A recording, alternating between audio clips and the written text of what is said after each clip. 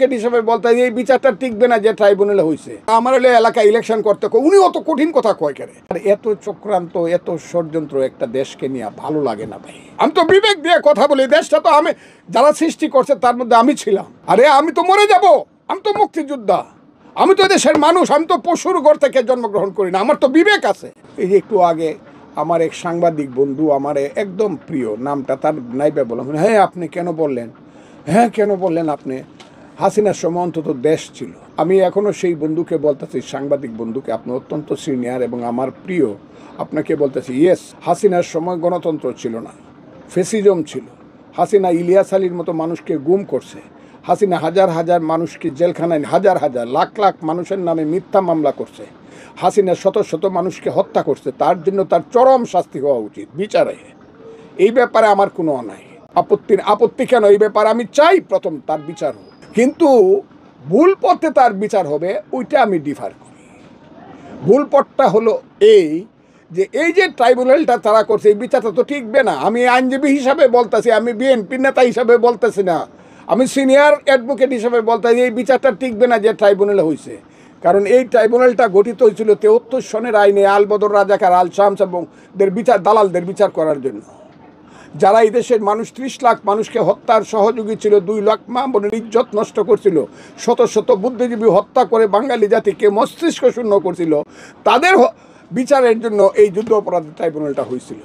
সেই ট্রাইব্যুনালে এখন শেখ হাসিনা হলো গণতান্ত্রিক আন্দোলনের পরাজিত ব্যক্তি বা দল।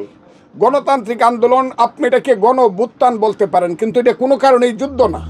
যুদ্ধ হলে দুই পক্ষে রাইফেল দেওয়া হয়, আমি বাংকারে রয়েছি, পাঞ্জাবির বুকে গুলি করছি, পাঞ্জাবি আমার বুকে গুলি করছে, গুলাগুলি হয়, মারামারি হয়, দুই পক্ষে যুদ্ধ হয়, সেটার নাম হলো যুদ্ধ। এটা যুদ্ধ অপরাধ না। কাজে এই ট্রাইব্যুনাল যেটা করা হয়েছে, এইটা নির্মোহভাবে করা হয় নাই, নিরপেক্ষভাবে এই ট্রাইব্যুনাল, এবং এই ট্রাইব্যুনালে যুদ্ধ অপরাধীদের বিচার হয়েছে 71-এর, এই ট্রাইব্যুনালে বর্তমান অপরাধীদের বিচার হইতে পারে না বলে সবাই মনে করে, আইনজীবী এবং যারা কথা কয় না হাততালি দেয়, তাদের মনেও আছে যে এই ট্রাইব্যুনালটা ঠিক হয় নাই। 1 2 হলে এই ট্রাইব্যুনালে যিনি প্রসিকিউশনে আইনজীবী আছে, উনি যুদ্ধ অপরাধীদের পক্ষের আইনজীবী ছিলেন। এখন আবার উনি আজকের যে অপরাধী যারা তাদেরকে সাজা দেওয়ার জন্য প্রসিকিউটর হয়েছে।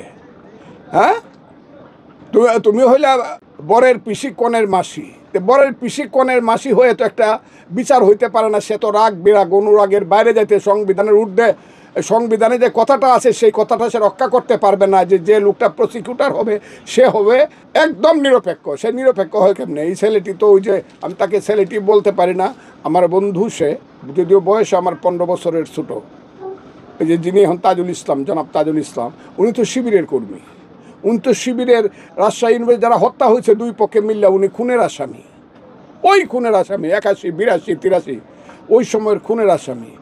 এবং উনি যাদেরকে নিয়ে বিচারে প্রসিকিউশন করলো সব শিবিরের কর্মী, এরম চিনি তো সবাইকে। তাইলে কি বলবো আমি, যে উকিলের নামে শিবিরের লোকজন বিচার করলো কাদের? ওই যারা পালায়ে গেছে তাদের, যারা এই দেশে স্বৈরতন্ত্র এবং ফেসিজম কায়েম করছিল তাদের। আমি বিচারের ব্যাপারে আমার কোনো কথা নেই, কিন্তু এটা প্রশ্নটা কি উঠবে, এই প্রশ্নটা এখন না হোক, এই যে যদি 26 সনের 12ই ফেব্রুয়ারি ইলেকশন হয়, এমনকি যদি বিএনপিও ক্ষমতায় যায়, জনাব তারেক রহমানও যদি প্রধানমন্ত্রী হয়, তখন তো কোর্টগুলা গণতান্ত্রিক হবে, গণতান্ত্রিক আন্ডারে কোর্টগুলা চলবে, তখন তো রিট বেঞ্চগুলো আসবে, রিয়েলভাবে রিট বেঞ্চগুলো আসবে। রিট বেঞ্চে গিয়ে যদি তখন প্রশ্ন করে কেউ যে মাই লর্ডে এদের যে ফাঁসি দেওয়া হয়েছে যেই কোর্টে, সেই কোর্টটা গঠন প্রক্রিয়াটা ঠিক ছিল না বেঠিক ছিল। এবং আমি নিশ্চিত, আমি যতটুকু আইন লেখাপড়া করছি, আমি বিএনপি হিসাবে কইতেছি না, নেতা হিসাবে আইন লেখাপড়া করছি, আমি নিশ্চিত এই প্রশ্নটা উঠবে। এবং যদি রায় দিয়ে দেয় কোর্ট, এই হাইকোর্ট, যে ওই কোর্টটা সঠিকভাবে গঠন করা হয়নি, এবং এটা যদি সুপ্রিম কোর্ট যদি বা অ্যাপিলেট ডিভিশন যদি এটাকে ওন করে, ইয়েস এই কোর্টটা সঠিকভাবে গঠন করা হয়নি, তখন কি হবে? যাদেরকে আপনি ফাঁসি দিলেন তখন তো বলবে যে কোর্টই তো সঠিক ছিল না, তার রায়ের কি মূল্য আছে? আমি বলতেছি এই কথাটা কইলেই কয়, ওই যারা আমার হলে এলাকায় ইলেকশন করতে উনি অত কঠিন কথা কয় কেন?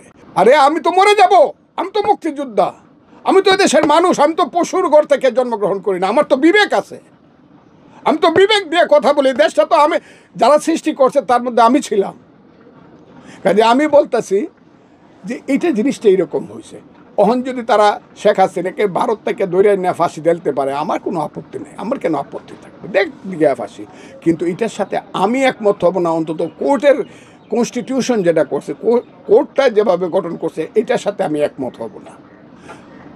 যুদ্ধাপরাধীদের কোর্টে, রাজাকার আলবদরের কোর্টে এদের বিচার হইতে পারে না। এক, এই কারণে আমি আজকে কালকেও কিছু কথা বলছি, আজকেও বললাম। অনেকেই বলতে পারে আমার দল কী কয় ফজলুর, আমার দল অভিনন্দন জানাইছে। আমি তো বলি নাই কেন অভিনন্দন জানাইলেন, আমার দলের বিরুদ্ধে আমি কিছু, কিন্তু আমি মুক্তিযোদ্ধা হিসাবে এবং একজন আইনজীবী হিসাবে আমি মনে করি যে কোর্টের কনস্টিটিউটটা ঠিক হয়নি। এই হলো কথাটা। আমি আমার দলের সমস্ত সিদ্ধান্ত মানি।